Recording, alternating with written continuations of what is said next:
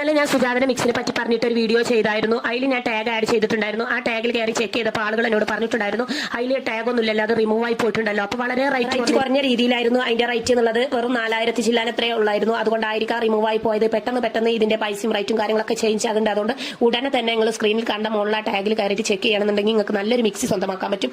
സുജാതന്റെ മിക്സിക്ക് കുറെ പ്രത്യേകതകൾ ഉണ്ട് എന്നാണ് പറയാനുള്ളത്. കുറെ ഹോട്ടലുകൾ നിങ്ങൾ നേരം ഇറങ്ങി ചോദിച്ചു നോക്കി അവിടെയൊക്കെ സുജാതന്റെ മിക്സി ആയിരിക്കും. കാരണം എന്താണെന്ന് വെച്ചാൽ 90 മിനിറ്റ് തുടർച്ചയായിട്ടുള്ള പ്രവർത്തനം, നല്ല ശക്തമായ മോട്ടറിന്റെ പവർ എന്ന് കണ്ട നിങ്ങൾ നെട്ട് ഓഫ് ആക്കിയാലും ഓഫ് ആകാത്തൊരു മോട്ടറിന്റെ പവർ ഇതിനുണ്ട് എന്നാണ് പറഞ്ഞു വരുന്നത്. ഓഫ് ആക്കി പോയാലും അത് കിട്ടെ കറങ്ങിയിട്ട് നമ്മൾ പറക്കുന്നാണ് പറഞ്ഞു വരുന്നത്. നല്ല പൊടി അരച്ചിട്ടുള്ള അപ്പാണ് ഞാൻ ഉണ്ടാക്കിയെടുക്കുന്നത്. കാരണം എന്താണെന്ന് വെച്ചാൽ പൊടി എന്റെ കയ്യിലുണ്ട്. അതുകൊണ്ട് പൊടി ജസ്റ്റ് ഒന്ന് മിക്സ് ആക്കാൻ വേണ്ടിയിട്ട് മിക്സിയിലേക്ക് ഇട്ട് കൊടുത്തതാണ്. ജസ്റ്റ് ഒന്ന് മിക്സ് ആക്കിയിട്ട് ഇളക്കി കൊണ്ടുവരാം. അരിയൊക്കെ കണ്ട് അരച്ചാണ്ടല്ലോ, അരഞ്ഞങ്ങോട്ട് പായസം അങ്ങോട്ട് ആകുന്നുള്ളതാണ് സുജാതന്റെ മിക്സി.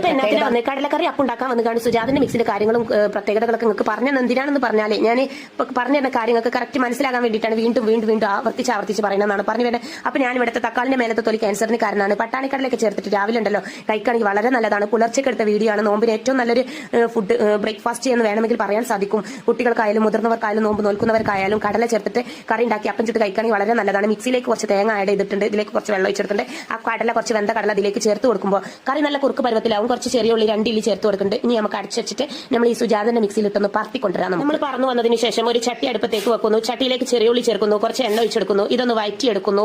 വഴറ്റിയ ഉള്ളിയിലേക്ക് നമ്മൾ ചേർക്കുന്നു മഞ്ഞൾപ്പൊടി, പെരിഞ്ചീരകപ്പൊടി, ഒരു പച്ചമുളകും ചേർത്ത് ചെറുതായിട്ടൊന്ന് വഴറ്റിയെടുത്ത് പച്ചക്കുത്ത് മാറിയിട്ട് നമ്മൾ ഈ കറിയുടെ ലൈക്കൺ ഒഴിച്ചെടുത്ത വേറെ ലെവലാണ്. അപ്പം ചുട്ട് കഴിക്കാൻ നല്ല സൂപ്പർ ടേസ്റ്റ് അല്ലേ. മുകളിലെ മിക്സിന്റെ ഒരു ചിത്രം കാണില്ല, അതിലാണ് ക്ലിക്ക് ചെയ്താൽ നേരെ ഫ്ലിപ്കാർട്ട് പോകും. അവിടെ പോയി കാണാൻ പർച്ചേസ് ചെയ്താണല്ലോ കുറഞ്ഞ റേറ്റിൽ നിങ്ങൾക്ക് സാധനങ്ങൾ വീടിന്റെ മുറ്റത്തേക്ക് സിറ്റ് ഔട്ട് കിടത്തുന്നതാണ് പറയാനുള്ളത്. നിങ്ങൾ ഓൺലൈൻ വഴി പർച്ചേസ് ചെയ്യുമ്പോൾ നിങ്ങൾ എന്താ ശ്രദ്ധിക്കേണ്ട കാര്യങ്ങൾ എന്ന് വെച്ചാൽ അതിന്റെ വാറണ്ടി കാർഡ്, അതിനോടനുബന്ധിച്ചുള്ള എല്ലാ രേഖകളും നിങ്ങൾ എടുത്ത് സൂക്ഷിക്കുകയാണെങ്കിൽ തീർച്ചയായിട്ടും 2 വർഷത്തെ വാറണ്ടി നിങ്ങൾക്കും കിട്ടുന്നതാണ് പറയാനുള്ളത്. അതുകൊണ്ട് എല്ലാവരും അതിന്റെ രേഖകളും കാര്യങ്ങളും എടുത്ത് സൂക്ഷിച്ച് വെക്കുക. എന്നിട്ട് നമ്മൾ ഈ കമ്പനി പ്രൊഡക്റ്റുകളൊക്കെ നമ്മൾ ഏത് കടയിൽ നിന്ന് വാങ്ങിയാലും ഏത് ഓൺലൈനിൽ പർച്ചേസ് ചെയ്താലും ഒരേ രീതിയിലാണ് അതിന്റെ വാറണ്ടിയും എല്ലാ കാര്യങ്ങളും എന്ന് ഓർമ്മപ്പെടുത്തിക്കൊണ്ട് വീഡിയോ അതിന്റെ പാക്കുന്നു. അടുത്ത നല്ലൊരു വീഡിയോ ആയിട്ട് ഞാൻ നിങ്ങളുടെ മുന്നിൽ വരുന്നതാണ്. Okay, bye, see you, tata, bye by.